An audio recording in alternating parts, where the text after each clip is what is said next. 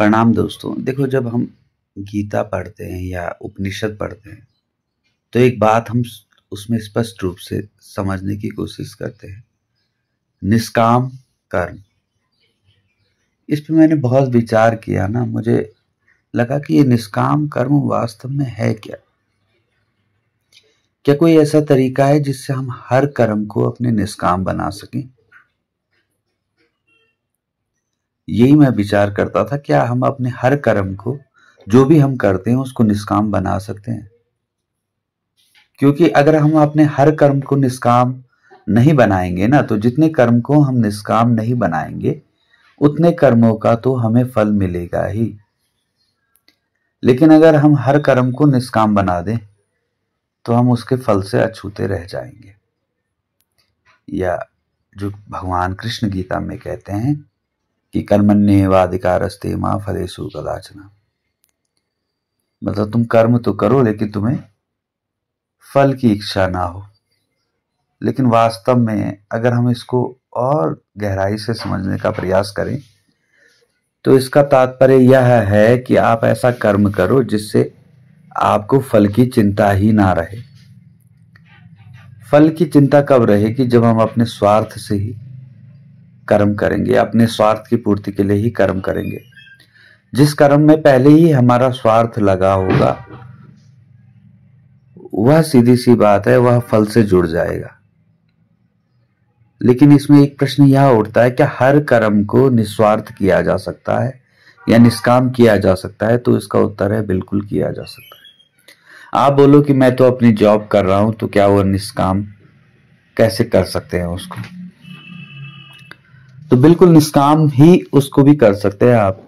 उसमें भी जो मतलब सबसे बेसिक काम है जो लगभग सभी कर रहे हैं, तो क्या उसको भी निष्काम किया जा सकता है? हाँ, हर काम को निष्काम किया जा सकता है।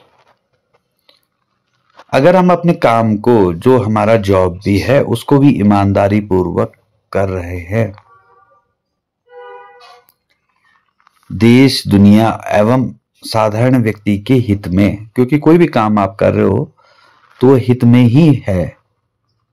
अगर आप किसी एजुकेशनल इंस्टीट्यूट में हैं, आप कोशिश कर रहे हैं कि अपना अच्छे से अपने स्टूडेंट्स को पढ़ाने की या उनकी प्रॉब्लम्स को सॉल्व करने की। अगर आप किसी कंपनी में हैं,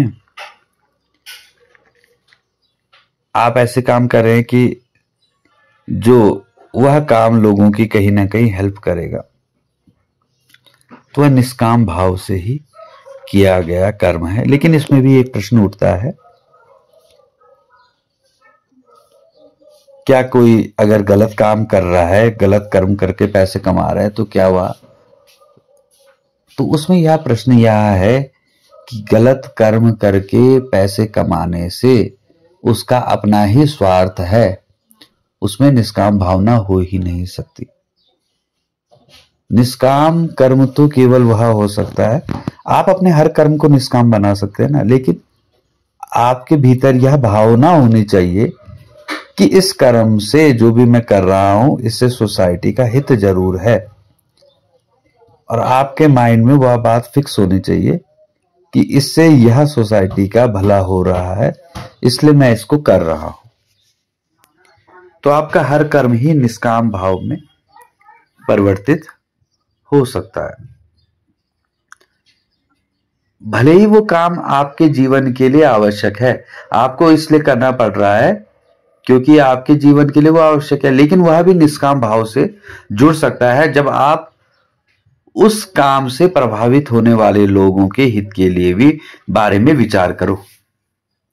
आप विचार कर रहे हो कि भाई इस काम से ये लोग जुड़े हैं, इनका हित में भी इसी काम में है, मैं इस प्रकार करूं कि उनका भी हित हो, सबका हित हो, किसी का नुकसान ना हो, तो वह निष्काम कार्य ही हो जाएगा जिसमें अपना ही स्वार्थ ना हो।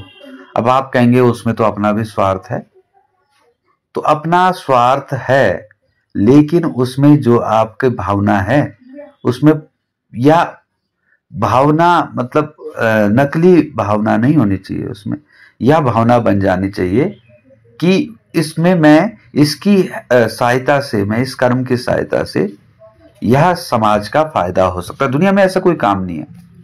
अब जो जैसे मैंने बोला कि अगर आप देखो किसी पैसा कमाने के लिए गलत काम कर रहे हो तो उसमें तो लोगों का फायदा नहीं हो पा रहा है ना।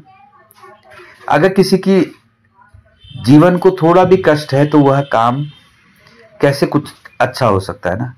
अगर किसी के, आप बोलोगे कि भाई कोई भी हम काम करते हैं तो अगर हम किसी कंपनी के लिए काम कर रहे हैं तो दूसरे कंपनी वाला तो अहित ही हो रहा है ना।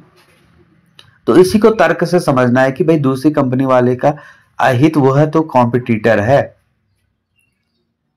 आप तो जन समुदाय के हित में काम कर रहे हो कि अगर आप वह काम कर रहे हो तो आपके अंदर यह भावना है कि हम बेस्ट काम करके अच्छा जो है दुनिया के लिए या समाज को दे सकते हैं।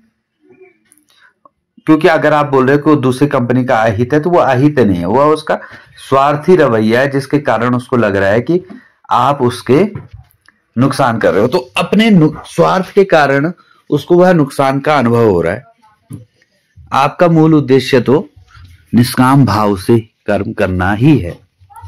मैं इस टॉपिक को क्यों बोल रहा हूं, क्योंकि हम सदैव इस परेशानी में रहते हैं कि भाई जब हम आम जीवन में कार्य कर रहे हैं तो हम निष्काम कर्म कैसे कर सकते हैं। वो तो हमारा दैनंदिनी, वो आपका दैनिक काम है ना, ऐसा लग सकता है। लेकिन कुछ लोगों का प्रश्न ऐसा होता है ना कि भाई जो गलत काम कर रहे हैं, कसाई का काम कर रहे हैं, तो क्या वो भी कर्म कर रहे हैं। तो वास्तव में जिससे भी किसी प्राणी को पीड़ा पहुंच रही है ना, वो तो आप कर्म की श्रेणी में ही मत रखो उसको, क्योंकि कर्म वही है जो निष्काम हो, जो सबके हित में हो, जिसमें दूसरे के हित की भावना हो, किसी को पीड़ा पहुंचाने कि जिसमें कोई सोच ही ना हो, विचार ना हो। अब आप बोल रहे हो कि वह क्या कर्म है, तो वो कर्म कैसा है। और जब वह कर्म ही नहीं है तो वह निष्काम कैसे होगा। समझ रहे हैं आप। इस बात को स्पष्ट रूप से समझना पड़ेगा। निष्काम कर्म वही हो सकता है जिसमें किसी की पीड़ा ना पहुंचे, किसी का अहित ना हो। अहित किस सेंस में समझ रहे हो आप। अहित इस सेंस में समझ रहे हो कि आपके उद्देश्य संपूर्ण प्राणी मात्र का हित के लिए किया गया कार्य हो। और आपका वह कर्म, अगर आपका अपना व्यवसायिक कर्म भी है, कोई दुकानदार भी है, तो दुकानदार भी निष्काम भाव से सेवा कर सकता है। ऐसा नहीं है कि उसके लिए आपको किसी विशेष कार्यों की आवश्यकता ही पड़ने वाली है, लेकिन उसको निष्काम भाव से कर सकता है कि मतलब जन समुदाय की सेवा के भाव से उस काम को करे। और अन्य, अगर आपको अभी भी कुछ भ्रम मात्र है तो गौ सेवा, प्राणी मात्र की सेवा से आप जुड़ जाओ। उसके बाद धीरे धीरे आपका मन जब चित्त में शुद्धि आएगी तो आपको यह बातें स्पष्ट रूप से समझ में आने लग जाएगी। निष्काम भाव का तात्पर्य इतना भर है। नमस्कार, धन्यवाद।